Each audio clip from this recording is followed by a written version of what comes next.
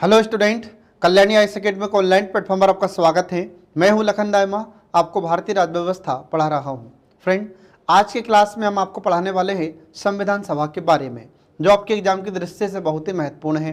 तो चलिए फ्रेंड, शुरू करते हैं। आज का हमारा टॉपिक है संविधान सभा का।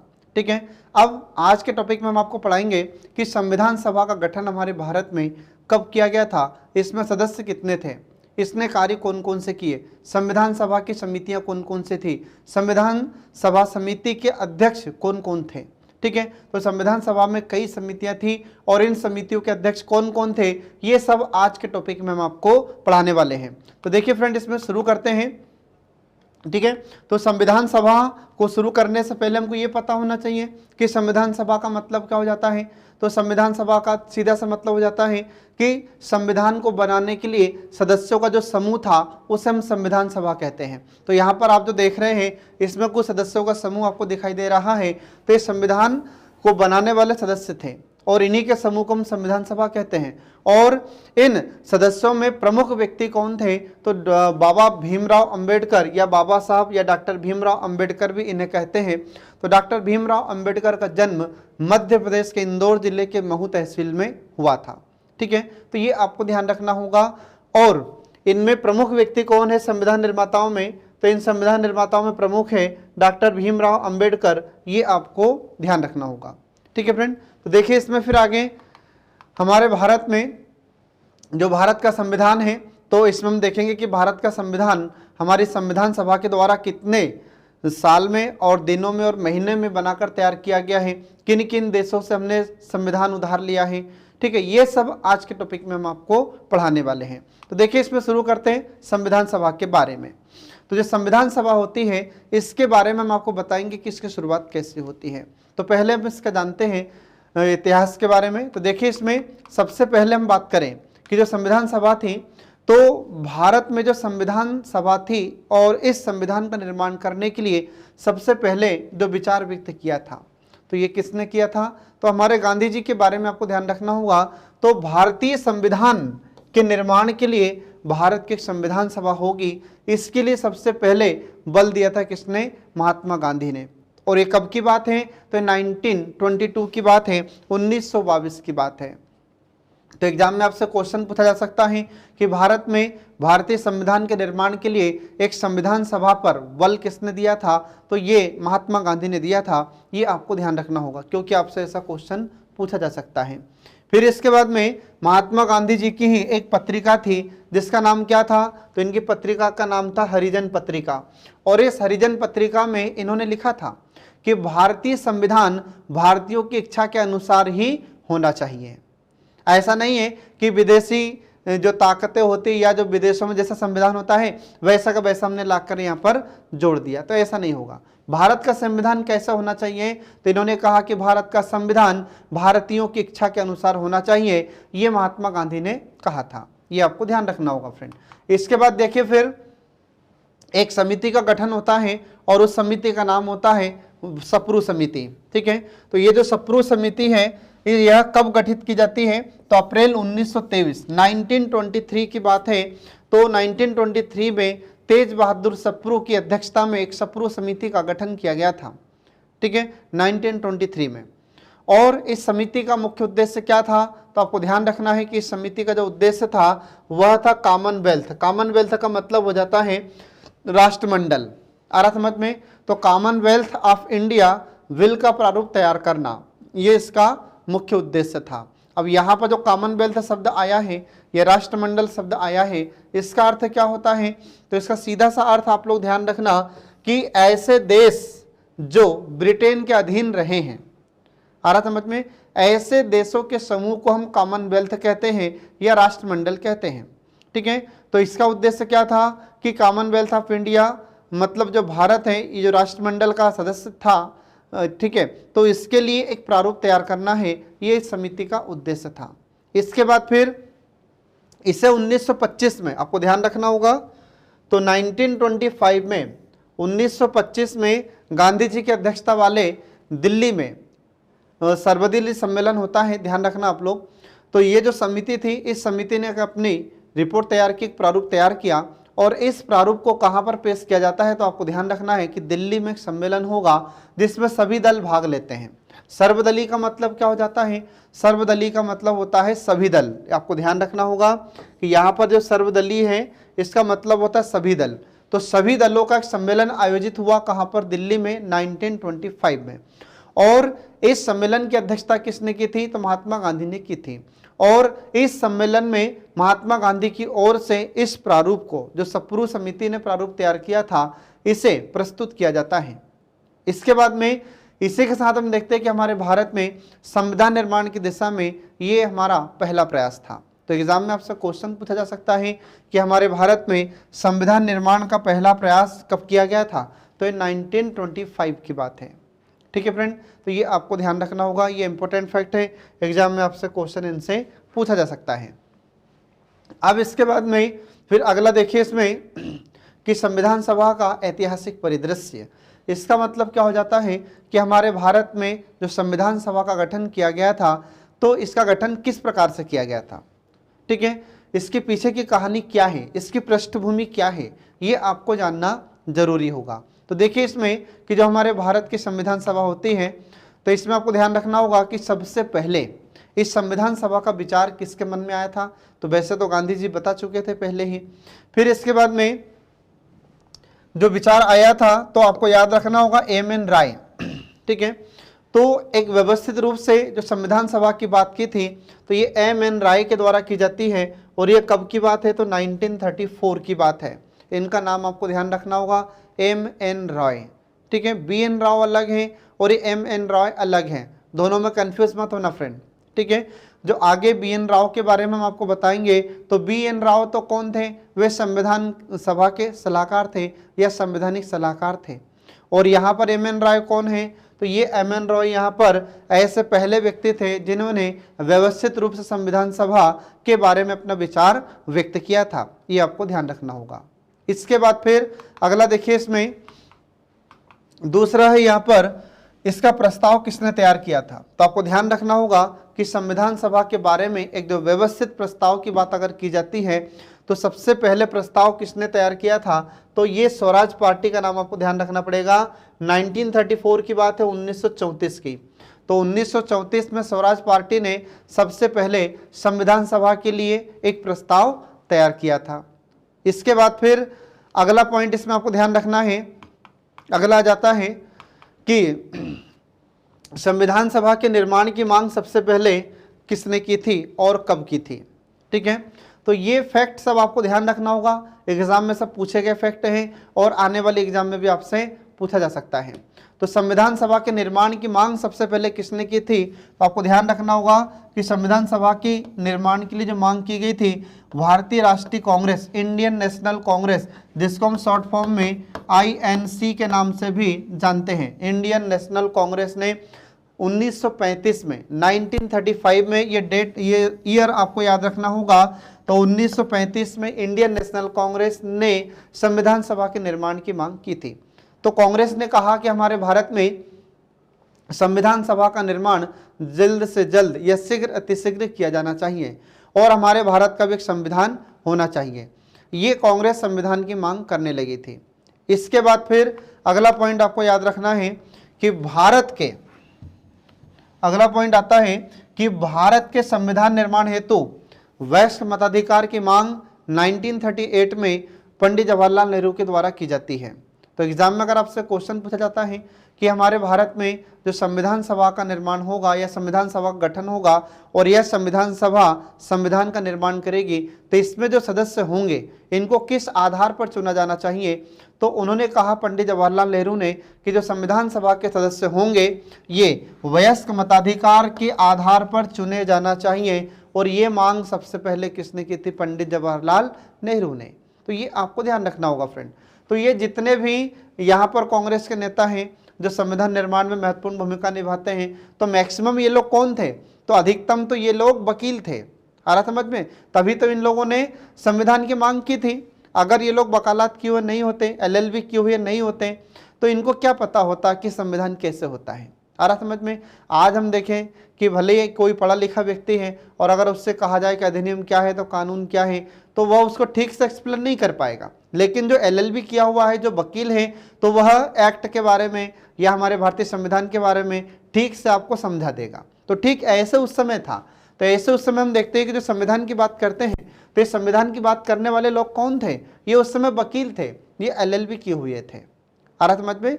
इन्होंने लॉ की तैयारी की थी या लॉ की परीक्षाएं पास की थी। आ रहा समझ में। लॉ की शिक्षा इन्होंने प्राप्त की थी। तो ये आपको ध्यान रखना होगा फ्रेंड। इनके बारे में आपसे क्वेश्चन पूछा जा सकता है। तो क्वेश्चन कैसे पूछेगा? तो क्वेश्चन पूछा जाएगा कि हमारे भारत में संविधान सभा के लिए सर्वप्रथम किस पार्टी ने एक प्रस्ताव पेश किया था? तो आपको ध्यान रखना होगा स्वराज पार्टी के बारे में। फिर इसके बाद में एक पूछा जा सकता है कि हमारे भारत में व्यवस्थित रूप से सर्वप्रथम संविधान सभा के लिए विचार किसने प्रस्तुत किया था या किसने विचार व्यक्त किया था? तो ये M.N. रॉय का नाम आपको ध्यान रखना होगा। और यह पूछा जा सकता है कि संविधान सभा के निर्माण के लिए सबसे पहले मांग किसने की थी? तो ये INC means Indian national Congress या भारतीय राष्ट्रीय कांग्रेस ने की थी। तो ये सब आपको पॉइंट याद रखना होगा। अब इसके बाद देखिए इसमें आगे, तो अगला पॉइंट इसमें आता है कि जब नेहरू जी ने मांग की, तो नेहरू जी ने मांग कैसे की? तो नेहरू जी ने मांग की थी कि हमारे भारत में संविधान सभा का गठन होना चाहिए और ये संविधान सभा के जो सदस्य हैं इनका चुनाव वयस्क मताधिकार के आधार पर होना चाहिए। तो जब पंडित जवाहरलाल नेहरू ने यह मांग की तो इनकी मांग को ब्रिटेन सरकार ने सैद्धांतिक रूप से स्वीकार कर लिया था। आ रहा समझ में। तो ब्रिटेन सरकार को लगा कि यार पंडित जवाहरलाल नेहरू सही कह रहे हैं, तो इनकी बातों को उन्होंने स्वीकार किया। और यही प्रस्ताव फिर 1940 में किस नाम से जाना गया था? तो यही प्रस्ताव इनका 1940 में अगस्त प्रस्ताव के नाम से जाना गया था। तो यहाँ पर एक क्वेश्चन निकल कर आता है कि बताइए हमारे भारत में अगस्त प्रस्ताव कब आया था? तो ये 1940 की बात है। 1940 में अगस्त प्रस्ताव लाया जाता है। तो ये आपको ध्यान रखना होगा फ्रेंड। इसके बाद फिर अगला फैक्ट इसमें देखिए कि ब्रिटेन सरकार के द्वारा 1942 में जब पंडित जवाहरलाल नेहरू ने ये अगस्त प्रस्ताव जब इन्होंने मांग की थी, तो इसी को क्या कहा जाता है? तो इसी को अगस्त प्रस्ताव नाम दिया गया था। तो जब ब्रिटेन सरकार को लगा कि यार पंडित जवाहरलाल नेहरू सही कह रहे हैं, तो फिर क्यों ना यहाँ पर भारत में संविधान का निर्माण किया जाए। ठीक है। तो फिर उसी समय ब्रिटेन सरकार के द्वारा 1942 में क्रिप्स मिशन को भारत भेजा जाता है। और ये जो क्रिप्स मिशन 1942 में हमारे इंडिया में आता है, तो इसका अध्यक्ष कौन था? तो आपको ध्यान रखना होगा स्टफर्ड क्रिप्स, या नाम आपको ध्यान रखना होगा। स्टफर्ड क्रिप्स की अध्यक्षता में इस मिशन को हमारे भारत भेजा जाता है। और स्टफर्ड क्रिप्स ने भी अपने प्रस्ताव में यह कहा था कि भारत में एक संविधान सभा का निर्माण किया जाएगा। ठीक है। लेकिन क्या हुआ, उस समय मुस्लिम लीग बहुत ज़्यादा विरोध कर रहा था। आ रहा समझ में। तो मुस्लिम लीग को तो एक ही बात आ रही थी समझ में कि पाकिस्तान अलग हमको मिल जाए। ये भारत का विभाजन करके पाकिस्तान की मांग कर रहे थे। ये कोई भी बात सुनने के लिए तैयार नहीं थे। तो क्रिप्स मिशन पूरा डिटेल में मैं आपको पिछली क्लास में पढ़ा चुका हूँ, तो आप उसमें जितने भी प्रावधान है इसके सारे प्रावधान देख सकते हैं। ठीक है। तो क्रिप्स मिशन जब हमारे भारत आता है तो इसमें हम देखते हैं कि मुस्लिम लीग ने इसको बिल्कुल अस्वीकार कर दिया था, इसको स्वीकार नहीं किया। ठीक है। ये आपको ध्यान रखना होगा फ्रेंड। इसके बाद फिर जब ये क्रिप्स मिशन में फेल हो जाता है तो फिर इसके बाद में क्या हुआ? तो इसके बाद हमारे भारत में हम देखते हैं कि हमारे भारत में एक बेबल प्लान तैयार किया जाता है। तो बेबल योजना किसने तैयार की थी? तो बेबल योजना लॉर्ड बेबल ने तैयार की थी, लेकिन दुर्भाग्यवश बेबल योजना भी फेल हो जाती है। फिर इसके बाद में हमारे भारत में 1946 में 1946 में कैबिनेट मिशन भारत लाया जाता है। ठीक है फ्रेंड। तो ये आपको ध्यान रखना होगा। अब इसके बाद देखिए कि जब हमारे भारत में क्रिप्स मिशन फेल हो जाता है या असफल हो जाता है, तो उसके बाद बेबल प्लान लाया गया था लॉर्ड बेबल के द्वारा, लेकिन वह भी फेल हो जाती है। और जब बेबल योजना फेल हो गई तो उसके बाद में 1946 में 1946 में ब्रिटेन सरकार के द्वारा कैबिनेट मिशन भारत भेजा जाता है। अब इस मिशन को कैबिनेट मिशन क्यों कहते हैं? क्योंकि ब्रिटेन की संसद में वहाँ पर जो मंत्री लोग थे, कैबिनेट मंत्री थे, तो उन 3 मंत्रियों के समूह का यहाँ पर एक दल भेजा जाता है जिसे हम कहते हैं कैबिनेट मिशन। ठीक है। यहाँ पर भी देखते हैं हमारे इंडिया में भी, तो इंडिया में भी जो आज वर्तमान में कैबिनेट मंत्री होते हैं, ठीक है, जो अपने विभाग के अध्यक्ष होते हैं।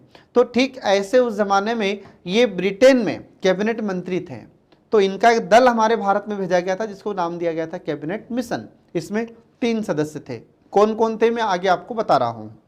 इसके बाद फिर देखिए कि जो कैबिनेट मिशन हमारे भारत आता है, तो कैबिनेट मिशन ने कहा था कि भारत में एक संविधान सभा का गठन किया जाएगा। और जब इस कैबिनेट मिशन में यह प्रावधान किया गया कि हमारे भारत में एक संविधान सभा का गठन किया जाएगा, तो फिर इसकी शर्तों को या इसके प्रावधान को स्वीकार कर लिया जाता है। तो सारे प्रावधान तो इसने अच्छे किए, लेकिन एक प्रावधान मुस्लिम लीग को ठीक नहीं लगा। वह क्या था? तो इसमें कहा गया था कि भारत का विभाजन कर अलग से पाकिस्तान की मांग को स्वीकार नहीं किया जाएगा। यह प्रावधान इस मुस्लिम लीग को नागवार गुजरता है और मुस्लिम लीग क्या करता है? तो मुस्लिम लीग इसका विरोध करना शुरू कर देता है। हालांकि तमाम विरोधों के बावजूद भी हमारे भारत में संविधान सभा का गठन कर लिया जाता है। ठीक है, तो ये आपको ध्यान रखना होगा। और यही संविधान सभा हमारे भारत में संविधान का निर्माण करती है। ये आपको ध्यान रखना होगा फ्रेंड। अब इसके बाद देखिए इसमें आगे कैबिनेट मिशन। तो कैबिनेट मिशन हमारे इंडिया कब आता है? तो आपको ध्यान रखना होगा मार्च 1946 में कैबिनेट मिशन भारत आता है। और जब कैबिनेट मिशन इंडिया आया था तो उस समय ब्रिटेन के क्राउन कौन थे? तो आपको याद रखना होगा उस समय ब्रिटेन के क्राउन जॉर्ज 6 थे। कौन थे? जॉर्ज 6 थे, जिनका कार्यकाल 1936 से 1952 तक रहता है। इसके बाद फिर उस समय ब्रिटेन के प्राइम मिनिस्टर कौन थे जब कैबिनेट मिशन हमारे इंडिया आता है? तो आपको ध्यान रखना होगा कि जब हमारे भारत में कैबिनेट मिशन आता है तो उस समय British prime minister Lord Clement Attlee थे। और ये किस पार्टी के थे? तो आपको याद रखना होगा ये लेबर पार्टी के थे। आ रहा समझ में? फिर इनका कार्यकाल कब से कब तक रहा है? तो 1945 से लेकर 1951 तक इनका कार्यकाल रहता है। और फिर यहीं पर हम देखते हैं कि ब्रिटेन में जो मंत्री थे जिनको हम कैबिनेट मंत्री कहते हैं, तो इन्हीं कैबिनेट मंत्रियों का दल हमारे भारत में भेजा जाता है। इसी को हम कहते हैं कैबिनेट मिशन। और इस कैबिनेट मिशन में कौन कौन थे? तो इसमें 3 सदस्य थे। कौन कौन थे? तो नाम देखिए इसमें। तो पहला नाम आता है यहाँ पर लॉर्ड पैथिक लॉरेंस। तो लॉर्ड पैथिक लॉरेंस ये अध्यक्ष थे इसके। किसके अध्यक्ष थे? ये कैबिनेट मिशन के अध्यक्ष थे। और ये कौन थे लॉर्ड पैथिक लॉरेंस वहां पर? तो ये ब्रिटेन में ये भारत सचिव के पद पर थे लॉर्ड पैथिक लॉरेंस। और इसके बाद जो भारत सचिव होता था वहां पर उसको कैबिनेट मंत्री का दर्जा दिया जाता था। किसको? भारत सचिव को। तो इसलिए हम देखते हैं कि इस कैबिनेट मिशन का अध्यक्ष किसे बनाया गया था? तो लॉर्ड पैथिक लॉरेंस को बनाया गया था। ये आपको ध्यान रखना होगा फ्रेंड। इसके बाद फिर इसमें अन्य 2 सदस्य कौन कौन थे? तो आपको ध्यान रखना होगा, एक तो होता है इसमें स्टफर्ड क्रिप्स और दूसरे होते हैं एबी अलेक्जेंडर। ये इनको आपको ध्यान रखना होगा फ्रेंड। एग्जाम में आपसे क्वेश्चन पूछा जाता है कि जो कैबिनेट मिशन भारत आया था तो इसमें 3 सदस्य कौन कौन थे? तो इन तीनों सदस्यों के नाम आपको ध्यान रखना होगा। और यह भी पूछा जाता है कि इस मिशन का अध्यक्ष किससे बनाया गया था? तो लॉर्ड पैथिक लॉरेंस थे, इन्हें इस कैबिनेट मिशन का अध्यक्ष बनाया गया था। तो ये तो बात हमने की अभी कैबिनेट मिशन के बारे में कि कौन अध्यक्ष था, सदस्य था, ठीक है, और इसका गठन किसने किया था। तो उस समय हम देखते हैं जो ब्रिटिश प्राइम मिनिस्टर थे लॉर्ड क्लीमेंट एटली, इन्होंने इस कैबिनेट मिशन को भारत भेजा था। अब इसके बाद फिर जो कैबिनेट मिशन होता है तो इसका भारत आने का मुख्य उद्देश्य क्या था? तो इसका जो मुख्य उद्देश्य था वह यह था कि हमारे भारत में एक संविधान सभा का गठन किया जाएगा और भारत में जो राजनीतिक समस्या है उसका समाधान किया जाएगा, या भारत में जो राजनीतिक गतिरोध उत्पन्न हो रहा है उसे समाप्त करना है। ये इसका उद्देश्य था कैबिनेट मिशन का। तो कभी कभी क्या होता है कि एग्जाम में आपसे क्वेश्चन पूछा जाता है कि हमारे भारत में जब कैबिनेट मिशन आया था तो इसका मुख्य उद्देश्य क्या था? तो मुख्य उद्देश्य था हमारे भारत में संविधान सभा का गठन करना, और दूसरा उद्देश्य क्या था? यहाँ पर जो राजनीतिक समस्याएं हैं, राजनीतिक गतिरोध है, इसे दूर करना है। आ रहा समझ में? तो ये इसका मुख्य उद्देश्य होता है कैबिनेट मिशन का हमारे भारत आने का। तो आपको ध्यान रखना होगा फ्रेंड। अब इसके बाद देखिए आगे आ जाता है कि जो कैबिनेट मिशन जब हमारे भारत आता है तो इसके कुछ प्रमुख प्रावधान थे। तो इसके प्रमुख प्रावधान कौन कौन से थे? तो देखिए इसमें पहला प्रावधान यह होता है कि भारत में एक संविधान सभा का गठन किया जाएगा। आ रहा समझ में? इसमें प्रावधान कर दिया जाता है कि भारत में एक संविधान सभा का गठन किया जाएगा और इस संविधान सभा में कुल सदस्यों की संख्या कितनी होगी, तो इसमें कुल सदस्यों की संख्या 389 389 होगी। और यह संविधान सभा क्या करेगी, तो यह संविधान सभा भारत के लिए संविधान का निर्माण करेगी। ये इसका उद्देश्य था कैबिनेट मिशन का। ठीक है फ्रेंड, अब ये हो गया 389 मेंबर। अब 389 सदस्यों में से कहां कहां से इन सदस्यों को लिया जाएगा, तो देखिए इसमें आगे, तो अगला पॉइंट आ जाता है कि जो 389 सदस्य हैं, 389 मेंबर हैं, इन 389 मेंबर में से 296 मेंबर ये ब्रिटिश प्रांत के होंगे। इसका मतलब क्या हुआ कि ये जो संविधान सभा थी, तो संविधान सभा में जो 389 मेंबर हैं, इस 389 मेंबर में 296 मेंबर कहां से लिए जाएंगे, ब्रिटिश प्रांत से लिए जाएंगे। अब what is mean of British, जिसको हम ब्रिटिश प्रांत को सीधे सीधे समझ सकते हैं कि प्रोविंस। प्रांत को उस समय इंग्लिश में प्रोविंस कहा जाता है, आज भी कहा जाता है। ठीक है, तो ब्रिटिश प्रांत या ब्रिटिश प्रोविंस का मतलब ये हो जाता है कि जहां पर ब्रिटेन सरकार का अधिकार था। ठीक है, या जो राज्य ब्रिटेन सरकार के अधीन रहकर कार्य कर रहे थे उसे कहा जाता है ब्रिटिश प्रांत। आ रहा समझ में, या ब्रिटिश प्रोविंस, ये आपको ध्यान रखना होगा। जैसे आज हम देखते हैं कि हमारे भारत में जो राज्य हैं, तो ऐसे उस समय भी जहां जहां पर ब्रिटेन सरकार का पूर्णतः अधिकार था, उन प्रांतों को, उन राज्यों को, उन स्टेट्स को कहा जाता था ब्रिटिश प्रांत। ये आपको ध्यान रखना होगा। तो जो ब्रिटिश प्रांत थे, जहां पर ब्रिटेन सरकार का अधिकार था, वहां से कितने सदस्यों को लिया जाएगा, तो वहां से 296 मेंबर को इस संविधान सभा में सदस्य बनाया जाएगा। ये आपको ध्यान रखना होगा, एग्जाम में आपसे क्वेश्चन पूछ सकता है। इसके बाद फिर अगला पॉइंट इसमें आता है कि फिर जो देशी रियासतें हैं, अब यहां पर देशी रियासतों को इंग्लिश में कहा जाता है प्रिंसली स्टेट्स। और प्रिंसली स्टेट्स या देशी रियासतों का मतलब क्या होता है, तो जहां पर राजा महाराजाओं का शासन होता था उस क्षेत्र को कहा जाता था देशी रियासतें। तो इन देशी रियासतों के कितने सदस्यों को इसमें लिया जाएगा, तो इसमें 93 मेंबर्स को इसमें इलेक्ट किया जाएगा या चुना जाएगा। ये आपको ध्यान रखना होगा। ठीक है, तो कैबिनेट मिशन ने प्रावधान किया था कि भारत में जो देशी रियासतें हैं, इन देशी रियासतों के कितने सदस्यों को लिया जाएगा, तो 93 मेंबर्स को इन देशी रियासतों से लिया जाएगा। ये आपको ध्यान रखना होगा फ्रेंड। ठीक है, इसके बाद फिर आगे देखिए कि अब यहां पर ये जो 296 मेंबर हैं, जो ब्रिटिश प्रोविंस हैं या ब्रिटिश प्रांत हैं, ठीक है, तो इन ब्रिटिश प्रांत में जो 296 मेंबर हैं, इसमें से 292 सदस्यों का चयन किसके द्वारा किया जाएगा, तो 292 सदस्य होंगे, 292 मेंबर होंगे। ठीक है, तो ये 296 में से 292 292 मेंबर कहां से लिए जाएंगे, तो जो ब्रिटिश प्रांत थे या ब्रिटिश भारत के जो राज्य थे, उन राज्यों के जो गवर्नर होंगे, और उन गवर्नरों के अधीन जो राज्य थे, 11 राज्य थे, तो इन 11 राज्यों में से ये 292 मेंबर 292 सदस्यों को लिया जाएगा संविधान सभा में। इसके बाद फिर 4 बचे, तो 4 का क्या होगा, तो फिर ये जो 4 मेंबर होंगे, तो इन 4 सदस्यों का चयन दिल्ली, जो कि उस समय क्या था, तो उस समय ये चीफ कमिश्नर प्रांत था। ठीक है, तो ये चीफ कमिश्नर के अंडर में ये राज्य थे, ये क्षेत्र थे। जैसे आज हम देखते हैं कि हमारे भारत में केंद्र शासित प्रदेश है, तो ऐसे उस समय में जो केंद्र शासित प्रदेश थे, मतलब जो चीफ कमिश्नर के अंडर में कार्य करते थे, ऐसे क्षेत्रों को उस समय कमिश्नर प्रांत कहा जाता था। तो ये जो कमिश्नर प्रांत होते थे, ये कौन कौन से थे, तो 4 प्रांत थे उस समय, जिसमें एक होता है दिल्ली, दूसरा होता अजमेर, अजमेर और जो मारवाड़ क्षेत्र था राजस्थान में आता है, फिर कुर्ग, ये कर्नाटक में आता है। तो आज वर्तमान में कुर्ग कर्नाटक का एक जिला है, तो कुर्ग, और इसके बाद जो ब्रिटिश बलूचिस्तान है, बलूचिस्तान मतलब वर्तमान में पाकिस्तान में है ये। ठीक है, तो ये जो कमिश्नर प्रांत थे, यहां से 4 सदस्यों को लिया जाएगा। ये आपको ध्यान रखना, बहुत ही इंपॉर्टेंट फैक्ट है याद। ठीक है, एग्जाम में आपसे क्वेश्चन पूछ सकता है। कैसा क्वेश्चन पूछेगा, तो क्वेश्चन आपसे पूछा जाएगा कि जो 296 मेंबर थे, इसमें से 4 सदस्यों को कहां से लिया गया था संविधान सभा में। तो आपको ध्यान रखना होगा कि जो चीफ कमिश्नर प्रांत थे, वहां से इन 4 सदस्यों को लिया गया था। और ये 4 कमिश्नर प्रांत कौन कौन से हैं, तो ये 4 कमिश्नर प्रांत के नाम आपको याद रखना होगा फ्रेंड।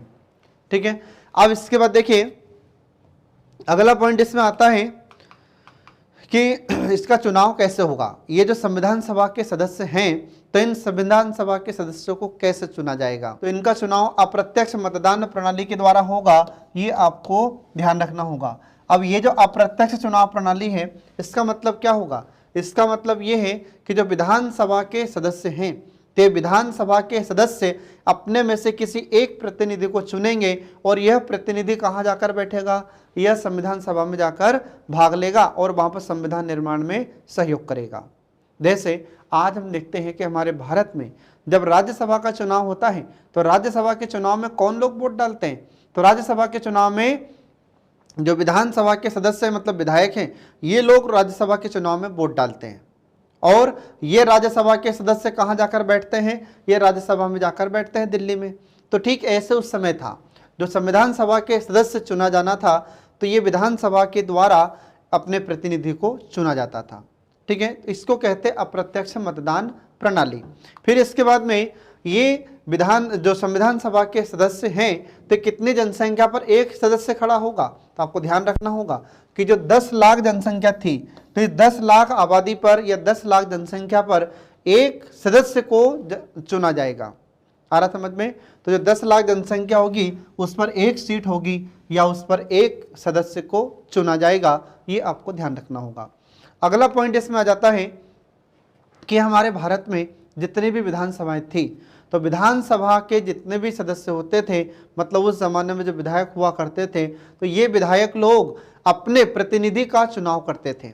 और अपने प्रतिनिधि का चुनाव कैसे करेंगे, तो इनका चुनाव ये एकल संक्रमणी मत पद्धति के द्वारा समानुपातिक प्रतिनिधित्व के द्वारा करते थे। आज भी हम देखते हैं कि हमारे भारत में जो राज्यसभा के सदस्यों का चुनाव होता है, तो वह किस प्रकार से होता है, एकल संक्रमणी मत पद्धति के माध्यम से समानुपातिक प्रतिनिधित्व के द्वारा आज भी उनका चुनाव होता है, जैसे पहले होता था। आ रहा समझ में। तो ये आपको ध्यान रखना होगा। एग्जाम में आपसे क्वेश्चन पूछा जा सकता है कि जो संविधान सभा के सदस्य थे और उनका जब चुनाव हुआ था, तो उनका चुनाव किस मत पद्धति के द्वारा होता है। तो ये चुनाव पद्धति का नाम आपको ध्यान रखना होगा, एकल संक्रमणी मत पद्धति के माध्यम से समानुपातिक प्रतिनिधित्व तरीके से इन्हें चुना गया था। इसके बाद फिर अगला पॉइंट देखिए इसमें कि इसमें हिंदू, मुस्लिम, सिख, इसके बाद फिर ईसाई, पारसी, आंग्ल भारतीय। अब यहाँ पर आंग्ल भारतीय का मतलब क्या होगा, तो आंग्ल भारतीय का मतलब होता है एंग्लो इंडियन, इंग्लिश में कहते हैं। और आंग्ल भारतीय का मतलब सीधी सी बात है कि आधे अंग्रेज और आधे भारतीय, उसे कहते हैं आंग्ल भारतीय। मतलब ये कि ब्रिटेन से जो अंग्रेज हमारे भारत में आकर रह रहे थे और उन्होंने हमारे भारतीय लड़कियों से शादी कर ली थी, तो ऐसे अंग्रेजों को हम आंग्ल भारतीय कहते थे। आज भी हमारे भारत में एंग्लो इंडियन है, आज भी हमारे भारत में अंग्रेजों का परिवार रह रहे हैं। आ रहा समझ में। तो ये आपको ध्यान रखना होगा।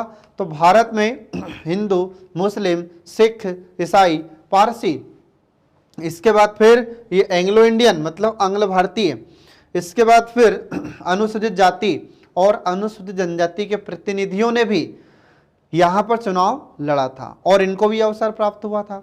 फिर इसके बाद में हमारे भारत में महिलाओं को भी संविधान सभा का या संविधान सभा के सदस्य के चुनाव लड़ने की अनुमति दी गई थी और उन्हें भी यह अवसर प्राप्त होता है। और हम देखते हैं कि हमारे भारत में जो संविधान सभा थी, तो संविधान सभा में महिलाएं भी चुनकर जाती है। ऐसी 15 महिलाएं थी जो संविधान सभा की सदस्य बनी थी। तो मैं आपको आगे इनके नाम बताऊंगा कि ये कौन कौन सी महिलाएं थी, 15। ठीक है फ्रेंड, तो ये आपको इसमें ध्यान रखना होगा। एग्जाम में आपसे क्वेश्चन कहीं से भी कैसा भी पूछा जा सकता है। इसके बाद फिर आगे देखिए इसमें कि हमारे भारत में जो ब्रिटिश प्रांत थे, तो ब्रिटिश प्रांतों में जो 296 या 296 सीटों का आवंटन किया गया था, तो इनका चुनाव हुआ। और इनका चुनाव कब हो जाता है, तो हमारे भारत में जुलाई अगस्त में इनका चुनाव हुआ 1946 में, 1946 में इनका चुनाव हो जाता है, ध्यान रखिएगा। और फिर जब ये इनका चुनाव संपन्न हुआ, तो 296 सीटों में से 296 सीटों में से किस पार्टी को कितनी सीट मिलती है, ये हम आपको बताते हैं। तो देखिए इसमें कि जो 296 सीटें थी, तो इन 296 सीटों में से कांग्रेस को कितनी सीटें मिलती है, तो कांग्रेस को 208 सीटें मिलती हैं। एग्जाम में आपसे क्वेश्चन पूछा जा सकता है कि जब हमारे भारत में जुलाई अगस्त के महीने में 1946 में संविधान सभा के लिए चुनाव हुए थे तो उस समय इसको कांग्रेस को कितनी सीट मिली थी, तो आपको ध्यान रखना है 208 सीटें मिलती है। फिर इसके बाद में मुस्लिम लीग को कितनी सीटें मिलती है, तो मुस्लिम लीग को 73 सीटें मुस्लिम लीग को प्राप्त होती है। फिर इसके बाद में बची कितनी सीटें, तो बची 15 सीटें, तो ये 15 सीटें अन्य छोटे बड़े समूहों को मिलती हैं। तो ये आपको ध्यान रखना होगा।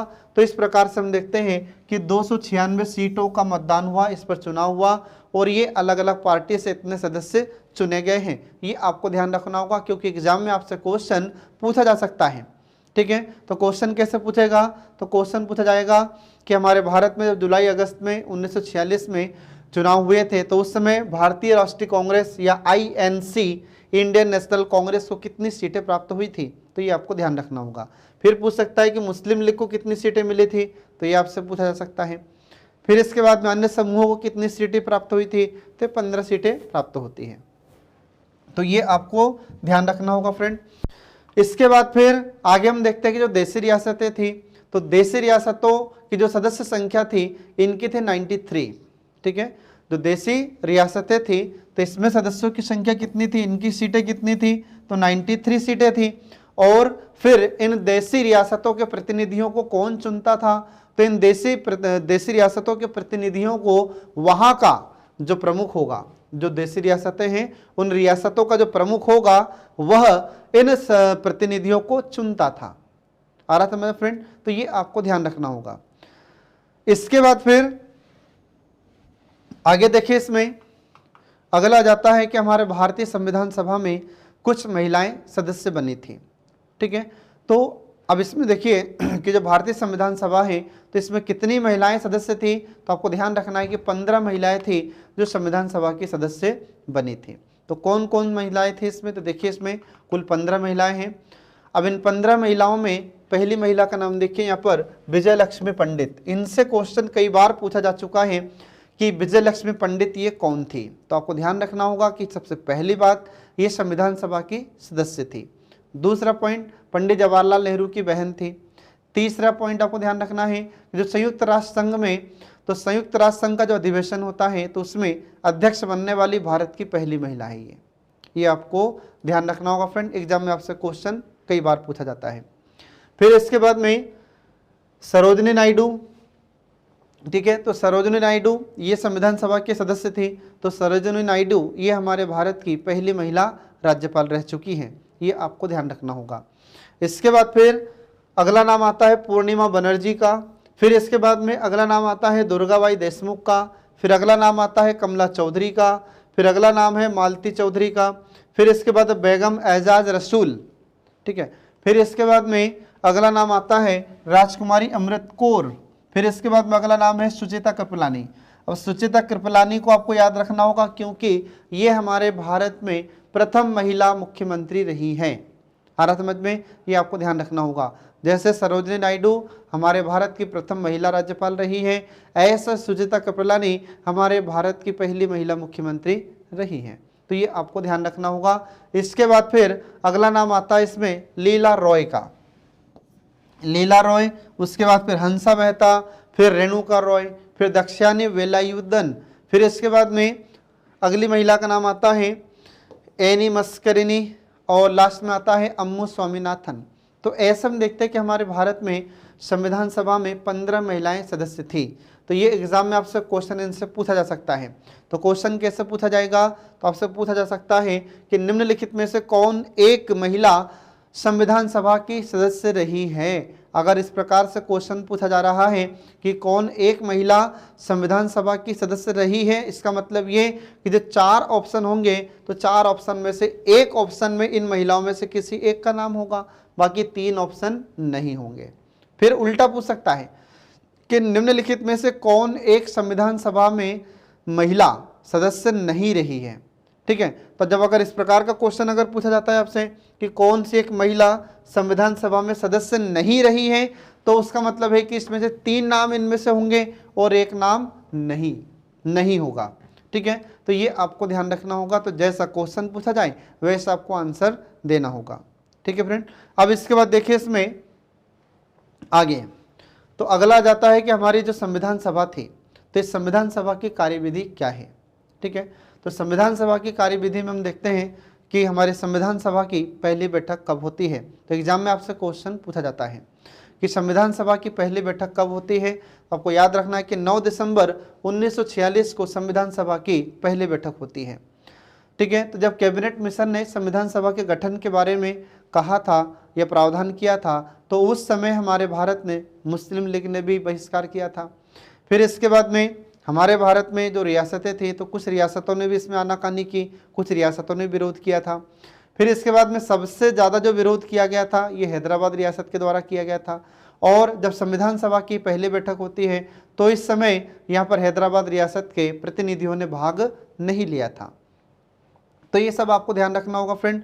और हमारे भारत में ही जब कैबिनेट मिशन आता है और इसने कैबिनेट मिशन ने सब सारे प्रावधान ये सारी घोषणाएं की, और एक घोषणाएं की थी कि भारत का विभाजन कर अलग पाकिस्तान नहीं बनाया जाएगा। तो इसमें मुस्लिम लीग को बहुत बुरा लगा और मुस्लिम लीग के सदस्यों ने क्या किया, डायरेक्ट एक्शन डे या प्रत्यक्ष कार्रवाई दिवस मनाया था। तो ये इन्होंने प्रत्यक्ष कार्रवाई दिवस कब मनाया था मुस्लिम लीग ने? तो आपको ध्यान रखना होगा 16 अगस्त। ठीक है, कब की बात है ये? तो 16 अगस्त 1946 की बात है, 1946 की। तो 16 अगस्त 1946 को मुस्लिम लीग ने क्या किया था? तो इन्होंने डायरेक्ट एक्शन डे मतलब प्रत्यक्ष कार्यवाही दिवस मनाया था। अभी प्रत्यक्ष कार्रवाई दिवस क्या होता है? तो प्रत्यक्ष कार्रवाई दिवस का मतलब होता है कि इन्होंने कत्लेआम किया था इस तारीख को, 16 अगस्त 1946 को। तो इसी समय से तो हम देखते हैं कि हमारे भारत में दंगे शुरू हो गए थे भारत में। तो ये आपको ध्यान रखना होगा। तो जब इन्होंने मुस्लिम लीग ने डायरेक्ट एक्शन डे प्रत्यक्ष कार्रवाई दिवस 16 अगस्त 1946 को मनाया था, तो फिर इस कारण से हमारे भारत में दंगे शुरू हुए थे। इन्होंने कत्ल करना शुरू कर दिया था मुस्लिम लीग के सदस्यों ने। आ रहा समझ में? तो ये आपको ध्यान रखना होगा फ्रेंड। फिर उसके बाद तमाम विरोधों के बावजूद हमारे भारत में संविधान सभा का गठन हुआ है और इसकी बैठक प्रारंभ हुई। तो पहली बैठक कब होती है संविधान सभा की, ये आपको ध्यान रखना होगा। तो संविधान सभा की पहली बैठक 9 दिसंबर 1946 को हुई थी। और कहाँ पर हुई थी ये भी आपसे क्वेश्चन पूछा जाता है। तो नई दिल्ली में हुई थी। और नई दिल्ली में कहाँ पर? तो आपको ध्यान रखना है काउंसिल चैम्बर के पुस्तकालय भवन में हुई थी, या कॉन्स्टिट्यूशन हॉल, या उस जगह को हम वर्तमान में संसद भवन कहते हैं। तो यहाँ पर संविधान सभा की पहली बैठक होती है और इस दिन से हमारे भारत का संविधान बनना प्रारंभ हुआ था। ठीक है फ्रेंड, तो ये आपको ध्यान रखना होगा। इसके बाद फिर अगला देखिए, इसमें अगला पॉइंट आता है कि इसका जो पहला अधिवेशन हुआ था, तो जब संविधान सभा का पहला अधिवेशन होता है तो इसमें अध्यक्ष बनाने की बात हुई कि अध्यक्ष किसको बनाया जाए। तो हमारे भारत में अस्थायी रूप से अध्यक्ष डॉक्टर सच्चिदानंद सिन्हा को चुना गया था। ये आपको ध्यान रखना होगा क्योंकि एग्जाम में आपसे क्वेश्चन पूछा जा सकता है कि जो संविधान सभा का अस्थायी अध्यक्ष बनाया गया था तो किसे बनाया गया था? तो डॉक्टर सच्चिदानंद सिन्हा को। और कब बनाया गया था इन्हें? तो 9 दिसंबर 1946 को डॉक्टर सच्चिदानंद सिन्हा को इस संविधान सभा का अस्थायी अध्यक्ष बनाया गया था या इन्हें चुना गया था। अब इन्हें वरिष्ठता के आधार पर, वरिष्ठता का मतलब कि ये सबसे ज़्यादा वरिष्ठ थे, सबसे ज़्यादा उम्र दराज थे ये डॉक्टर सच्चिदानंद सिन्हा। और यह सिद्धांत हमने कहाँ से अडॉप्ट किया था? तो फ्रांस में यह सिद्धांत प्रचलन में था कि वहाँ पर जो सबसे ज़्यादा एजेड व्यक्ति होगा, जो सबसे ज़्यादा वरिष्ठ है, जो सबसे ज़्यादा उम्र है, मतलब सबसे ज़्यादा बुजुर्ग व्यक्ति है, तो उसे संविधान सभा का अध्यक्ष बनाया जाएगा। तो ठीक उसी पद्धति को हमने स्वीकार किया, उसी सिद्धांत को हमने स्वीकार किया और वरिष्ठता के आधार पर यहाँ पर डॉक्टर सच्चिदानंद सिन्हा को 2 दिन के लिए अस्थायी अध्यक्ष बनाया जाता है। ये आपको ध्यान रखना होगा। अब इस समय जब यहाँ पर पहली बैठक होती है तो मुस्लिम लीग ने इस बैठक का बहिष्कार किया था, ये आपको ध्यान रखना होगा। ठीक है, तो मुस्लिम लीग ने इसका बहिष्कार किया। इसके अलावा जो हैदराबाद रियासत थी तो वहाँ से भी कोई प्रतिनिधि यहाँ पर नहीं आया था, ये आपको ध्यान रखना होगा। तो एग्जाम में क्वेश्चन भी पूछा जाता है कि वह कौन सी एक रियासत है जिसके प्रतिनिधि ने संविधान सभा की बैठक में भाग नहीं लिया था? तो ये हैदराबाद रियासत थी, ये आपको ध्यान रखना होगा। ठीक है फ्रेंड, इसके बाद फिर अगला इसमें पॉइंट आता है कि 2 दिन के बाद, अब 2 दिन बाद का मतलब क्या कि यहाँ पर जो 9 दिसंबर 1946 को अस्थायी अध्यक्ष बनाया गया था डॉक्टर सच्चिदानंद सिन्हा को, तो 2 दिन के बाद फिर स्थायी अध्यक्ष बनाने की बात शुरू होती है कि स्थायी अध्यक्ष किसे बनाया जाए। ठीक है, क्योंकि ये तो ज़्यादा उम्र दराज व्यक्ति थे डॉक्टर सच्चिदानंद सिन्हा, ये काम नहीं कर पा रहे थे, तो फिर इनके स्थान पर 11 दिसंबर 1946 की बात है, ठीक 2 दिन के बाद, ये 9 दिसंबर को चुने गए थे स्थायी अध्यक्ष, और 2 दिन के बाद स्थायी अध्यक्ष चुने जाते हैं। कौन? डॉक्टर राजेंद्र प्रसाद को। तो याद रखना फ्रेंड, एग्जाम में एक बार नहीं कई बार क्वेश्चन पूछा जा चुका है, एमपीपीएससी में, यूपीएससी में, इसके बाद फिर उत्तर प्रदेश पीसीएस में, बिहार पीसीएस में, राजस्थान पीएससी में, तो लगभग हर पीएससी के एग्जाम में ये कभी ना कभी ये क्वेश्चन पूछा ही जाता है कि संविधान सभा का स्थायी अध्यक्ष किसे चुना गया था। तो ये डॉक्टर राजेंद्र प्रसाद को स्थायी अध्यक्ष के रूप में चुना गया था। ठीक है, और कब चुना गया था तो आपको डेट भी याद रखना होगा, 11 दिसंबर 1946 को, दिसंबर 11 1946 को डॉक्टर राजेंद्र प्रसाद को स्थायी अध्यक्ष या परमानेंट चेयरमैन के रूप में इलेक्ट किया जाता है। तो ये आपको ध्यान रखना होगा फ्रेंड। इसके बाद फिर अब आगे देखिए, इसमें अगला आ जाता है कि संविधान सभा के 2 उपाध्यक्ष भी थे। तो यहां पर हमने बताया आपको कि जो संविधान सभा थी इसके अध्यक्ष थे डॉक्टर राजेंद्र प्रसाद, अब 2 इसमें उपाध्यक्ष भी थे। तो 2 उपाध्यक्ष कौन थे, उनके नाम आपको ध्यान रखना होगा। तो इसमें पहले उपाध्यक्ष का नाम आता है H.C. मुखर्जी, ये संविधान सभा के पहले उपाध्यक्ष थे। दूसरे उपाध्यक्ष का नाम क्या था, तो दूसरे उपाध्यक्ष का नाम है V.T. कृष्णामाचारी, ये आपको ध्यान रखना होगा, एग्जाम में क्वेश्चन पूछा जा चुका है। ठीक है, कि बताइए संविधान सभा के 2 उपाध्यक्ष कौन थे, तो ये 2 उपाध्यक्ष का नाम आपको ध्यान रखना होगा। ठीक है, इसके बाद फिर आगे देखिए इसमें कि संविधान निर्माण के समय B.N. राव, जिसका फुल फॉर्म होता है वेनेगल नरसिंह राव, इन्हें संवैधानिक सलाहकार के रूप में नियुक्त किया गया था। ये बहुत ही इंपॉर्टेंट फैक्ट फ्रेंड, एग्जाम में आपसे क्वेश्चन पूछा गया है बिहार पीएससी में, इसके बाद फिर मध्य प्रदेश पीएससी में, इसके अलावा और भी जो पीसीएस के एग्जाम्स होती है उसमें ये क्वेश्चन पूछा गया है कि संविधान निर्माण के लिए या संविधान निर्माण के समय संवैधानिक सलाहकार के रूप में किसे नियुक्त किया गया था, तो संवैधानिक सलाहकार के रूप में B.N. राव को नियुक्त किया गया था। और इनका फुल फॉर्म क्या होता है B.N. राव का, तो इनका फुल फॉर्म होता है वेनेगल नरसिंह राव, ये आपको ध्यान रखना होगा फ्रेंड। ठीक है, अब इसके बाद देखिए इसमें अगला फैक्ट आ जाता है, अगला है उद्देश्य प्रस्ताव। अब उद्देश्य प्रस्ताव ये किसने पेश किया था, ये अपने से एग्जाम में क्वेश्चन इससे पूछा जाता है। तो देखिए इसमें उद्देश्य प्रस्ताव सबसे पहले पंडित जवाहरलाल नेहरू ने 13 दिसंबर 1946 को पेश किया था। आ रहा समझ में? तो एग्जाम में आपसे क्वेश्चन पूछा जा चुका है कि पंडित जवाहरलाल नेहरू ने उद्देश्य प्रस्ताव कब पेश किया था, तो ये बात है 13 दिसंबर 1946 की बात है।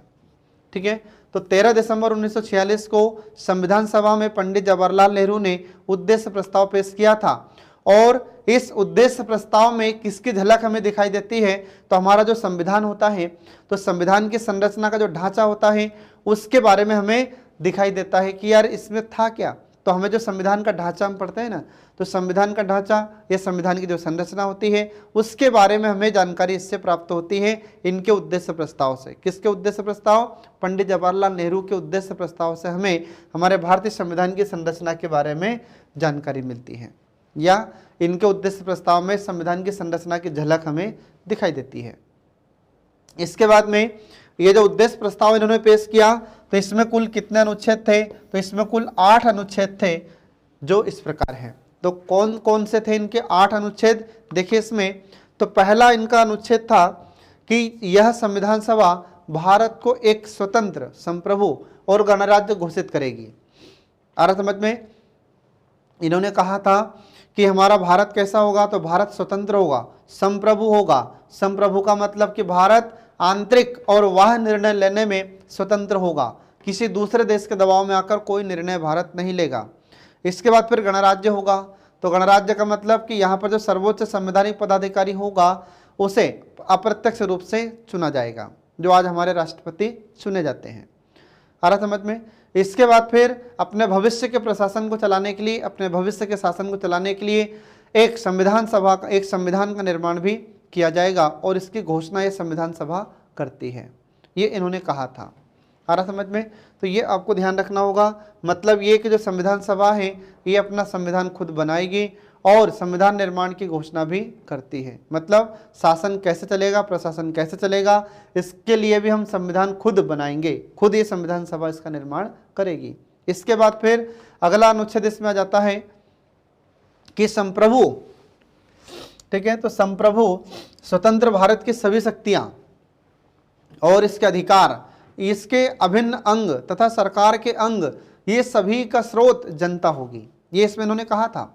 आ रहा समझ में? तो स्वतंत्र भारत और संप्रभु भारत, तो स्वतंत्र मतलब आजाद भारत और संप्रभु मतलब अपने आंतरिक और वाह निर्णय लेने में स्वतंत्र, उसको कहते हैं संप्रभु।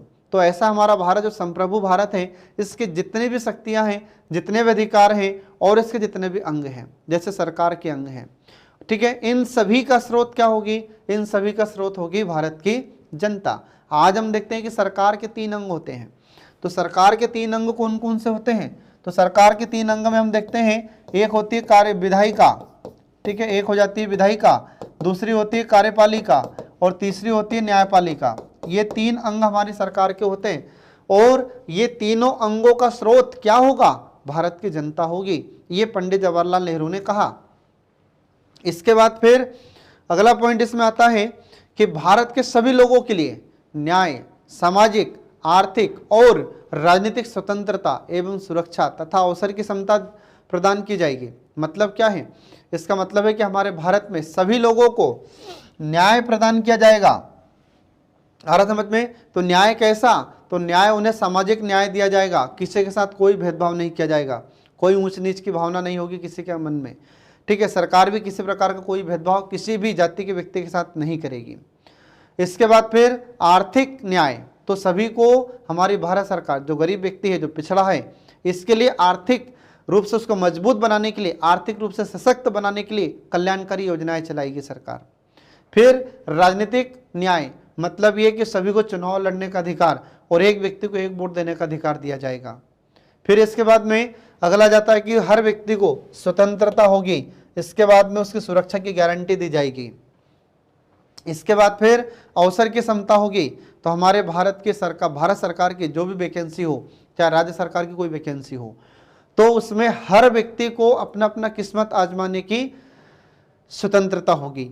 आ रहा समझ में? तो सभी को समान अवसर की समानता या सभी को अवसर की समानता प्रदान की जाएगी। तो अगर मान लीजिए कि हमारी केंद्र सरकार में कोई वैकेंसी आती है, तो भले ही 4 पोस्ट हो, लेकिन उसमें हमारे भारत के सभी लोग आवेदन कर सकते हैं। इसके बाद फिर विधि के समक्ष समता, तो विधि मतलब कानून, कानून के सामने सब समान होंगे, कानून के सामने कोई गरीब नहीं होगा, कानून के सामने कोई अमीर नहीं होगा। आ रहा समझ में? कानून की नज़रों में सब समान होंगे। इसके बाद में किसी भी व्यक्ति को अपना कोई विचार व्यक्त करना है या उसके मन में ऐसा कोई विचार आ रहा है, ठीक है, तो अच्छा दृष्टिकोण है तो वह बता सकता है। इसके बाद फिर हर व्यक्ति को विश्वास की स्वतंत्रता होगी, मतलब कि अगर किसी व्यक्ति को लग रहा है कि ये भगवान अच्छा है, ये अल्लाह अच्छा है या फिर गुरु नानक अच्छे हैं, तो उसमें विश्वास करे, किसी कोई आपत्ति नहीं होगी। इसके बाद फिर भ्रमण करने की स्वतंत्रता पूरे भारत में होगी, तो कोई भी व्यक्ति भारत का किसी भी राज्य में, किसी भी केंद्र शासित प्रदेश में भ्रमण कर सकता है, इसकी आज़ादी होनी चाहिए। इसके बाद फिर संगठन बनाने की स्वतंत्रता होनी चाहिए। अगर कोई व्यक्ति अपना संगठन बनाना चाहता है, लेकिन ध्यान रहे देश विरोधी नहीं होना चाहिए, ठीक है, तो ऐसा अगर कोई संगठन बनाना चाहता है तो वह बना सकता है, लेकिन यह संगठन देश के खिलाफ नहीं होना चाहिए, देश विरोधी संगठन नहीं होना चाहिए। जैसे हमने देखा है कि आतंकवादी संगठन होते हैं जो हमारे देश को नुकसान पहुंचाते हैं, तो ऐसा कोई संगठन नहीं बना सकता। लेकिन हाँ, अगर आप कोई कल्याणकारी कार्य करना चाहते हैं, अगर आप अपना कोई बिजनेस बढ़ाना चाहते हैं, इस उद्देश्य को लेकर यदि आप अपना संगठन बनाना चाहते हैं तो आप बना सकते हैं। ये उद्देश्य प्रस्ताव में पंडित जवाहरलाल नेहरू ने कहा था। इसके बाद फिर अगला पॉइंट इसमें आ जाता है कि ब्रिटिश भारत में शामिल सभी क्षेत्र, भारतीय राज्यों में शामिल सभी क्षेत्र और इसके बाद भारत से बाहर के इस प्रकार के सभी क्षेत्र तथा वे अन्य क्षेत्र जो इसमें शामिल होना चाहेंगे, ये भारतीय संघ का हिस्सा होंगे। इसका मतलब ये है कि अगर हमारे भारत में जितने भी रियासतें हैं, ठीक है, अगर ये भारत में शामिल होना चाहती है तो हो सकती है। अगर हमारे भारत के जितने भी ब्रिटिश प्रांत हैं ये भारत में शामिल होंगे, मतलब भारतीय संघ का हिस्सा होंगे। फिर इसके मान लीजिए कि भारत से बाहर अगर कोई क्षेत्र है और अगर ये हमारे भारत में शामिल होना चाहते हैं तो ये भी हमारे भारत के संघ होंगे। आ रहा समझ में? ये इन्होंने उद्देश्य प्रस्ताव में कहा था पंडित जवाहरलाल नेहरू ने, जो आपको ध्यान रखना होगा। इसके बाद फिर अगला पॉइंट इसमें आ जाता है कि भारत के सभी क्षेत्रों तथा उनकी सीमाओं का निर्धारण संविधान सभा के द्वारा किया जाएगा। मतलब ये कि हमारे भारत में जितने भी क्षेत्र हैं इनकी सीमाओं का निर्धारण कौन करेगा? तो इनकी सीमाओं का निर्धारण संविधान सभा के द्वारा किया जाएगा और वे चाहेंगे तो उनकी अवशिष्ट शक्तियां उनमें निहित रहेगी तथा प्रशासन के संचालन के लिए वे सभी शक्तियां केवल उनको छोड़कर जो संघ में निहित होगी इन राज्यों को प्राप्त होगी। इसका मतलब ये हो जाएगा, पंडित जवाहरलाल नेहरू ने कहा कि जो राज्य होते हैं तो राज्य को उनके विषयों पर कानून बनाने का अधिकार दिया जाए। ठीक है, मतलब जो 3 सूचियां होती है, संघ सूची, राज्य सूची और संवर्ती सूची। तो जो संघ सूची के विषय हैं तो उन पर तो कानून हमारी संघ सरकार ही बनाएगी, केंद्र सरकार ही बनाएगी। लेकिन अगर राज्य सूची का विषय है तो राज्य सूची के विषय पर कानून बनाने का अधिकार उन्हें दिया जाएगा। आ रहा समझ में? और अगर राज्य चाहेंगे तो उन्हें अवशिष्ट शक्तियां भी प्रदान की जाएगी। तो अवशिष्ट शक्ति का मतलब क्या होता है? अवशिष्ट शक्ति का मतलब यह होता है कि अगर तीनों सूचियों में किसी विषय का वर्णन नहीं है तो उस विषय पर कानून कौन बनाएगा? तो ये शक्ति केंद्र सरकार के पास, संसद के पास होती है वर्तमान में। लेकिन उस समय जवाहरलाल नेहरू ने कहा था कि अगर राज्य ये चाहते हैं कि अवशिष्ट शक्ति हमें मिले तो उन्हें दे दी जाएगी। ये इसमें उन्होंने उद्देश्य प्रस्ताव में कहा था। फिर इसके बाद में अगला प्रावधान इसमें होता है कि जो अल्पसंख्यक होते हैं, तो अल्पसंख्यक मतलब जिनकी संख्या कम है, जैसे ईसाई है, इसके बाद सिख है, इसके बाद फिर बौद्ध है, मुस्लिम है, ये अल्पसंख्यक हैं। ठीक है, तो अल्पसंख्यक और इसके बाद जो पिछड़ा वर्ग है ओबीसी होते हैं, फिर इसके बाद में जनजाति क्षेत्र होते हैं। ठीक है, इन लोगों को पर्याप्त सुरक्षा प्रदान की जाएगी ताकि इन्हें किसी प्रकार की कोई हानि न पहुंच सके। इसके बाद फिर अगला पॉइंट इसमें आता है कि संघ की एकता को हमेशा बनाए रखा जाएगा तथा इसका जो भूभाग है, इसके बाद जो समुद्री क्षेत्र हैं, इसके बाद जो वायु क्षेत्र है, इनको सभ्य देश के, सभ्य देश मतलब जो अच्छे देश हैं, विकसित देश हैं, ठीक है, तो सभ्य देश के न्याय एवं विधि के अनुरूप सुरक्षा प्रदान की जाएगी। तो हमारे भारत में एकता बनाए रखने के लिए क्या करेंगे? तो भारत में एकता बनाए रखने के लिए भारत की जो सीमा है, इसके बाद चाहे समुद्री सीमा हो, चाहे वायु सीमा हो, चाहे स्थलीय सीमा हो, तो जल, थल और वायु सीमा, तीनों जो सीमाएं होती हैं, ठीक है, तो यहाँ पर रहने वाले जितने भी नागरिक हैं इन सभी नागरिकों को सुरक्षा प्रदान की जाएगी। आ रहा समझ में? ये आपको ध्यान रखना है। तो सुरक्षा कैसे है? तो जो सभ्य देशों के द्वारा, मतलब जो विकसित देश हैं, उन देशों में नागरिकों को जो सुरक्षा प्रदान की जाती है, ऐसी सुरक्षा हमारे भारत में भी लोगों को प्रदान की जाएगी। इसके बाद फिर अगला पॉइंट इसमें आता है कि हमारे भारत की प्राचीन भूमि को विश्व में उसका अधिकार एवं उचित स्थान दिलाया जाएगा। मतलब जो हमारा भारत है और भारत की जो प्राचीन भूमि है, इस प्राचीन भूमि को विश्व के स्तर पर इस अधिकार दिलाया जाएगा और विश्व में इन भूमियों को, प्राचीन भूमियों को उचित स्थान दिलवाया जाएगा और विश्व में शांति एवं मानव कल्याण को बढ़ावा दिया जाएगा और भारत भी इसमें सहयोग करेगा। आ रहा समझ में? तो विश्व में शांति स्थापित करने में, विश्व में कल्याणकारी योजनाओं को बढ़ावा देने में या कल्याण को बढ़ावा देने में हम लोग सहयोग करेंगे। ये ऐसे 8 बिंदु या 8 अनुच्छेद इन्होंने प्रस्तुत किए थे पंडित जवाहरलाल नेहरू ने अपने उद्देश्य प्रस्ताव में। ठीक है, ये आपको ध्यान रखना होगा फ्रेंड। और फिर हम देखते हैं कि इन्हीं उद्देश्य प्रस्ताव में जो इन्होंने 8 बिंदुओं को बताया है या 8 अनुच्छेदों का वर्णन किया था, इन्हीं को हमारे भारतीय संविधान में भी शामिल किया जाता है। ठीक है फ्रेंड, तो ये आपको ध्यान रखना होगा। अब इसके बाद देखिए, तो इस प्रस्ताव को 22 जनवरी 22, 1947 को सर्वसम्मति से स्वीकार कर लिया जाता है। इसके बाद फिर आगे देखिए इसमें, तो अगला पॉइंट आता है कि देश का विभाजन जब हुआ, ठीक है, तो देश का विभाजन कब हो जाता है? तो 15 अगस्त 1947 को। तो एक तरफ तो हम आज़ादी का जश्न मना रहे थे और दूसरी तरफ हमें इस बात का भी दुख हो रहा था कि हमारे भारत का विभाजन हो गया था। ठीक है, तो जब भारत का विभाजन हुआ और इस विभाजन के बाद हम देखते हैं कि जो संविधान सभा के सदस्य थे, तो संविधान सभा के कुछ सदस्य पाकिस्तान में चले जाते हैं और कुछ सदस्य हमारे यहाँ पर रहते हैं। तो हमारे यहाँ पर नुकसान ये हुआ कि जो संविधान सभा के सदस्य थे 389 मेंबर, तो ये 389 मेंबर घटकर हमारे भारत में कितने रह गए अब 299। तो आपको याद रखना है, एग्जाम में आपसे क्वेश्चन पूछा जाता है कि जब भारत का विभाजन नहीं हुआ था तो उससे पहले संविधान सभा में सदस्यों की संख्या कितनी थी, तो 389 थी। और जब भारत का विभाजन हो गया, जब पाकिस्तान हमसे अलग हो गया, तो उस समय फिर हमारे भारत में संविधान सभा में सदस्यों की संख्या कितनी बची, 299, 299 सदस्य बचे। आ रहा समझ में, ये आपको ध्यान रखना होगा फ्रेंड। इसके बाद फिर आगे देखिए, इसमें अगला पॉइंट आता है कि ये जो 299 सदस्य थे, तो इसमें से हम देखते हैं कि 229 मेंबर ये कहाँ से लिए गए थे, तो ये 229 सदस्य प्रांतों से लिए गए थे, और जबकि जो 70 सदस्य थे 70 मेंबर थे ये देशी रियासतों से लिए गए थे। फिर आ रहा समझ में, तो टोटल कितने हुए 299। तो यहाँ पर 229 सदस्य 229 ये प्रांतों से लिए गए थे, राज्यों से लिए गए थे, और 70 मेंबर कहाँ से लिए जाते हैं, ये देशी रियासतों से लिए जाते हैं। तो ये आपको ध्यान रखना होगा, एग्जाम में आपसे क्वेश्चन पूछ सकता है कि जब भारत का विभाजन हुआ था तो उस समय टोटल मेंबर इंडिया में कितने बचे थे, 299। फिर इसमें यह भी पूछ सकता है कि फिर उस समय प्रांतों के, राज्यों के कितने सदस्य थे, तो 229। और ये पूछा जा सकता है कि प्रिंसली स्टेट्स या देशी रियासतों के सदस्यों की संख्या कितनी थी, तो आपको याद रखना होगा 70। ठीक है फ्रेंड। इसके बाद फिर आगे देखिए, इसमें जो संविधान सभा थी, तो संविधान सभा में संविधान निर्माण के लिए कुछ समितियों का गठन किया गया था। तो एग्जाम में अपने से क्वेश्चन पूछा जाता है कि कौन सी समिति थी और उसका अध्यक्ष कौन था। ये अपने से क्वेश्चन एक बार नहीं कई बार पूछे गए हैं, ये आपको ध्यान रखना होगा।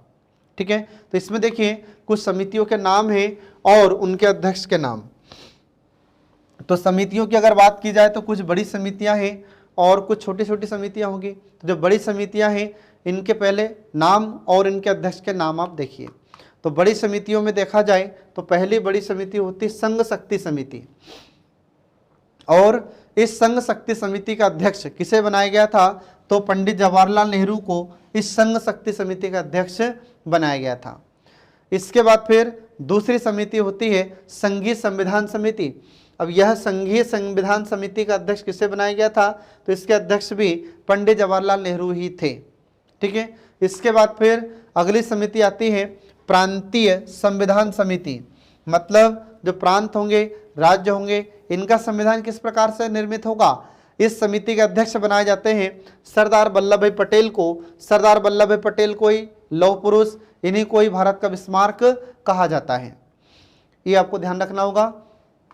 इसके बाद फिर अगली समिति आती है प्रारूप समिति। तो प्रारूप समिति को आगे और मैं आपको बता रहा हूं कि प्रारूप समिति के अध्यक्ष डॉक्टर भीमराव अंबेडकर थे और इसमें 6 अन्य सदस्य थे। तो ऐसे कुल मिलाकर इसमें 7 सदस्य थे। तो ये कौन कौन थे मैं आगे आपको बता रहा हूं। इसके बाद फिर आगे देखिए, इसमें अगली समिति का नाम आता है मूल अधिकारों एवं अल्पसंख्यकों से संबंधित परामर्श समिति। तो इसका अध्यक्ष किसे बनाया गया था, तो इसका अध्यक्ष सरदार वल्लभ भाई पटेल को बनाया गया था। एग्जाम में आपसे क्वेश्चन पूछा गया है कि मूल अधिकारों समिति या मूल अधिकार समिति का अध्यक्ष कौन था, तो ये सरदार वल्लभ भाई पटेल थे। इसके बाद में अल्पसंख्यक संबंधी परामर्श समिति के अध्यक्ष कौन थे, तो ये भी सरदार वल्लभ भाई पटेल थे। मतलब अल्पसंख्यक, जो अल्पसंख्यक होते हैं, तो अल्पसंख्यकों से संबंधित सुझाव कौन देंगे, तो सरदार वल्लभ भाई पटेल देंगे संविधान सभा में। तो इसका अध्यक्ष इन्हें बनाया गया था। अब ये जो समिति थी इसके 2 भाग थे। कौन सी समिति के, तो जो मूल अधिकार एवं अल्पसंख्यकों संबंधी परामर्श समिति थी, तो इसके 2 भाग थे। इसको 2 उपभागों में बांटा गया था, जिसमें पहला इसका उपभाग था मूल अधिकार उप समिति, और इसके अध्यक्ष बनाए गए थे JP कृपलानी। इनका नाम आपको ध्यान रखना होगा। कई बार सुनने में आता है कि झंडा समिति के अध्यक्ष JP कृपलानी थे, तो ऐसा कुछ नहीं है, ध्यान रखना। ठीक है, तो JP कृपलानी तो किसके अध्यक्ष थे, मूल अधिकार उप समिति के अध्यक्ष थे। इसके बाद फिर इसका जो दूसरा भाग था उसका नाम है अल्पसंख्यक उप समिति, और अल्पसंख्यक उप समिति के अध्यक्ष HC मुखर्जी को बनाया जाता है। इसके बाद फिर अगली समिति का नाम आता है प्रक्रिया नियम समिति। इसके अध्यक्ष डॉक्टर राजेंद्र प्रसाद बनाए जाते हैं। इसके बाद फिर अगली समिति का नाम आता है राज्यों के लिए समिति, ठीक है, या राज्यों से समझौता करने वाली समिति। और इसके अध्यक्ष किसे बनाया गया था? तो इसके अध्यक्ष पंडित जवाहरलाल नेहरू को बनाया गया था, ये आपको ध्यान रखना होगा। इसके बाद फिर अगली समिति का नाम आता है संचालन समिति। ये संचालन समिति के अध्यक्ष कौन थे? तो ये डॉक्टर राजेंद्र प्रसाद इसके अध्यक्ष थे, ये आपको ध्यान रखना होगा। इसके बाद फिर अगली समिति देखिए, इसमें छोटी समितियां। तो जो समितियां हमने आपको बताई है ये बड़ी समितियां थी, अब कुछ छोटी समितियां। तो इन समितियों के नाम और उनके अध्यक्ष। तो पहली समिति का नाम देखिए, इसमें संविधान सभा के कार्यों संबंधी समिति। इसके अध्यक्ष किसे बनाया गया था? जी.बी. मावलंकर। इनका पूरा नाम होता है गणेश वासुदेव मावलंकर, और ये वही गणेश वासुदेव मावलंकर हैं जो हमारे भारत में प्रथम लोकसभा के अध्यक्ष बने थे। और एग्जाम में एक बार नहीं कई बार आपसे क्वेश्चन पूछा गया है कि भारत में लोकसभा के प्रथम अध्यक्ष कौन थे? तो ये गणेश वासुदेव मावलंकर थे। इसके बाद फिर अगली समिति का नाम आता है कार्य संचालन समिति, और इसके अध्यक्ष कौन थे? तो इसके अध्यक्ष डॉक्टर के.एम. मुंशी थे। इसके बाद फिर अगली समिति होती सदन समिति। तो इस सदन समिति के अध्यक्ष कौन थे? तो इसके अध्यक्ष पट्टाभी सीतारामैया थे, और यही पट्टाभी सीतारामैया मध्य प्रदेश के प्रथम राज्यपाल रहते हैं। इसके बाद फिर अगली समिति आती है राष्ट्रीय ध्वज समिति या राष्ट्रीय ध्वज संबंधी तदर्थ समिति। इसके अध्यक्ष कौन थे? तो इसके अध्यक्ष डॉक्टर राजेंद्र प्रसाद थे, ये आपको ध्यान रखना होगा। इसके बाद फिर अगला देखिए, इसमें प्रारूप समिति।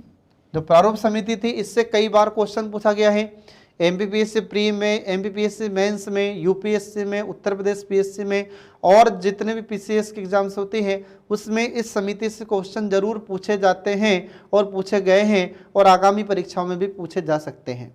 ठीक है फ्रेंड, तो इसलिए आपको विशेष रूप से ध्यान रखना होगा। जो प्रारूप समिति होती है इसको इंग्लिश में ड्राफ्टिंग कमेटी कहते हैं, और इस ड्राफ्टिंग कमेटी का गठन कब हुआ था, इसके अध्यक्ष कौन थे, इसमें सदस्य कौन थे, ये मैं आपको बता रहा हूं। तो इसमें देखिए कि जो प्रारूप समिति थी तो संविधान सभा में जो सदस्य के रूप में चुने गए थे डॉक्टर भीमराव अंबेडकर। तो पहले इनका चुनाव कहाँ से हुआ था? तो पहले इनका चुनाव बंगाल से हुआ था, ये बंगाल प्रांत से ये चुने गए थे। एग्जाम में कई बार आपसे क्वेश्चन पूछा जाता है कि डॉक्टर भीमराव अंबेडकर ये कहाँ से निर्वाचित हुए थे? तो ये बंगाल से हुए थे निर्वाचित। जबकि इनका जन्म कहाँ हुआ था? तो मध्य प्रदेश के इंदौर जिले के महू तहसील में इनका जन्म हुआ था। ठीक है, अब फिर क्या हुआ? तो पहले बंगाल से निर्वाचित हुए थे, लेकिन बाद में जब भारत का विभाजन हुआ, ठीक है, तो पाकिस्तान भारत से अलग हो जाता है। तो जो वर्तमान में बांग्लादेश है, यह बांग्लादेश फिर उस समय पूर्वी पाकिस्तान के रूप में हमसे अलग हो जाता है, भारत से अलग हो जाता है। तो जिस क्षेत्र से जहाँ से डॉक्टर भीमराव अंबेडकर चुनाव लड़े थे या चुनाव जीते थे, वह क्षेत्र कहाँ चला जाता है? पूर्वी पाकिस्तान में चला जाता है, मतलब बांग्लादेश में चला गया था।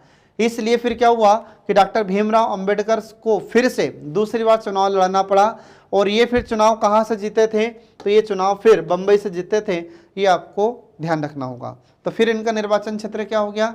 बम्बई हो गया। इसके बाद फिर ये जो समिति थी प्रारूप समिति, तो संविधान सभा की महत्वपूर्ण समितियों में एक थी, ये ध्यान रखना। जितनी महत्वपूर्ण समिति थी उन महत्वपूर्ण समिति में ये भी थी प्रारूप समिति, जो आपको ध्यान रखना होगा। इसके बाद फिर अगला देखिए, इसमें इस समिति का गठन कब होता है? तो इस समिति का गठन 29 अगस्त 29, 1947, ये आपको ध्यान रखना होगा। तो 29 अगस्त 1947 को इस समिति का गठन हुआ था। फ्रेंड याद रखना, इसके डेट बहुत इंपॉर्टेंट है, एग्जाम में आपसे क्वेश्चन इससे पूछा जा चुका है। इसके बाद फिर इसमें सदस्यों की संख्या कितनी थी? तो ये जो ड्राफ्टिंग कमेटी थी, प्रारूप समिति थी, इसमें सदस्यों की संख्या थी 7। ठीक है, कितने सदस्य थे इसमें? 7 थे। इसके बाद फिर ये 7 सदस्य कौन हुए, मैं आपको आगे बता रहा हूं। इसके बाद फिर इस समिति में जिम्मेदारी, इस समिति को जिम्मेदारी कौन सी दी गई थी? इस समिति की जिम्मेदारी क्या थी? तो इस समिति की जो प्रमुख जिम्मेदारी थी वो यह थी कि संविधान का प्रारूप तैयार करना है। इसलिए एग्जाम में क्वेश्चन पूछा जाता है। ठीक है, बार बार क्वेश्चन आते हैं एग्जाम में कि संविधान का प्रारूप किस समिति ने तैयार किया था, तो ड्राफ्टिंग कमेटी ने या प्रारूप समिति ने तैयार किया था। ठीक है, और इसी को कहीं कहीं पर पांडुलेखन समिति भी कहा जाता है, ध्यान रखना फ्रेंड। एक बार एग्जाम में क्वेश्चन पूछा गया था उत्तर प्रदेश पीएससी में कि पांडुलेखन समिति का अध्यक्ष कौन थे, तो ये डॉक्टर भीमराव अंबेडकर थे। ठीक है, प्रारूप समिति या इसी को पांडुलेखन समिति भी कहते हैं, याद रखना है, भूलना नहीं है आपको, पांडुलेखन समिति। ठीक है, तो ये प्रारूप समिति तो सब लोग जानते हैं, लेकिन पांडुलेखन कितने लोग जानते हैं, बहुत कम। तो ऐसे घुमा फिराकर एग्जाम में आपसे क्वेश्चन पूछे जाते हैं। तो इस समिति को यह जिम्मेदारी सौंपी गई थी कि संविधान का प्रारूप तैयार करे। ठीक है, इसलिए इसका नाम होता है प्रारूप समिति या इंग्लिश में इसे ड्राफ्टिंग कमेटी कहते हैं। इसके बाद देखिए फिर इसमें अगला है कि ये जो समिति थी इसका अध्यक्ष कौन थे, तो इसके अध्यक्ष डॉक्टर भीमराव अंबेडकर को बनाया गया था, ये आपको ध्यान रखना होगा। एग्जाम में कई बार आपसे क्वेश्चन पूछा गया है, एमपी पीएससी में पूछा गया है, उत्तर प्रदेश पीएससी में पूछा गया है, राजस्थान पीएससी में पूछा गया है कि जो प्रारूप समिति थी इसके अध्यक्ष कौन थे, तो डॉक्टर भीमराव अंबेडकर थे। फिर इसके बाद में इसमें सदस्य कौन कौन थे, तो इसमें अन्य 6 सदस्य थे, जिसमें पहला नाम आता है एन गोपाल स्वामी अयंगर, दूसरे सदस्य का नाम आता है अल्लादी कृष्ण स्वामी अय्यर, अल्लादी कृष्ण स्वामी अय्यर, तीसरे सदस्य का नाम आता है के एम मुंशी। ठीक है, चौथे सदस्य का नाम आता है सैयद मोहम्मद सादुल्लाह। इसके बाद फिर अगले सदस्य का नाम आता है एन माधव राव। अब इनके बारे में क्वेश्चन पूछा जाता है कि जो एन माधव राव थे, ठीक है, तो BL मित्र की जगह इन्होंने ली थी। आ रहा समझ में? तो एग्जाम में क्वेश्चन पूछा जाता है कि जो एन माधव राव प्रारूप समिति के सदस्य थे, तो इन्होंने किसके स्थान पर सदस्य बने थे या किसका स्थान इन्होंने लिया था, तो एन माधव राव ने BL मित्र का स्थान लिया था, क्योंकि जो BL मित्र थे तो इनका स्वास्थ्य खराब हो जाता है, और स्वास्थ्य खराब होने के कारण इन्होंने त्यागपत्र दे दिया था। तो फिर इनके स्थान पर एन माधव राव को इस समिति का सदस्य बनाया जाता है। इसके बाद फिर अगले सदस्य का नाम आता है TT कृष्णमाचारी। जो TT कृष्णमाचारी है तो ये 1948 में जब DP खेतान की मृत्यु हो जाती है, तो DP खेतान की मृत्यु के बाद में ये इस समिति के सदस्य बनते हैं। ये 1948 की बात है। तो ये 2 लोग सदस्यों में बहुत ज़्यादा इंपॉर्टेंट है फ्रेंड, याद रखना, इससे क्वेश्चन ज़्यादा पूछे गए हैं। और इनमें क्वेश्चन अभी तक ऐसा क्वेश्चन पूछे गए हैं कि प्रारूप समिति का अध्यक्ष कौन थे, पहला क्वेश्चन। दूसरा ये पूछा गया कि कौन एक प्रारूप समिति का सदस्य है, अगर है तो इनमें से कोई एक होगा, बाकी 3 नहीं होंगे। और अगर ऐसा पूछा जाता है कि निम्नलिखित में से कौन एक प्रारूप समिति का सदस्य नहीं रहा है, तो नहीं रहा है इसका मतलब कि इसमें से 3 सदस्य होंगे और बाकी एक जो चौथा ऑप्शन होगा वह नहीं होगा। तो ऐसे इसमें क्वेश्चन पूछे जाते हैं फ्रेंड। ठीक है, तो ये आपको ध्यान रखना होगा। तो इस प्रकार से हम देखते हैं कि यहाँ पर यह प्रारूप समिति भी समाप्त हो जाती है। ठीक है, और इसी के साथ आज का हमारा सेशन भी समाप्त हो जाता है। तो नेक्स्ट वीडियो जल्दी ही आपके लिए लेकर प्रस्तुत होंगे। तब तक के लिए पढ़ते रहिए, देखते रहिए हमारे कल्याणी IAS अकेडमी के सभी वीडियोस, जो आपको प्रतियोगी परीक्षाओं में सफलता दिलाने में महत्वपूर्ण भूमिका निभाते हैं। Thanks for watching.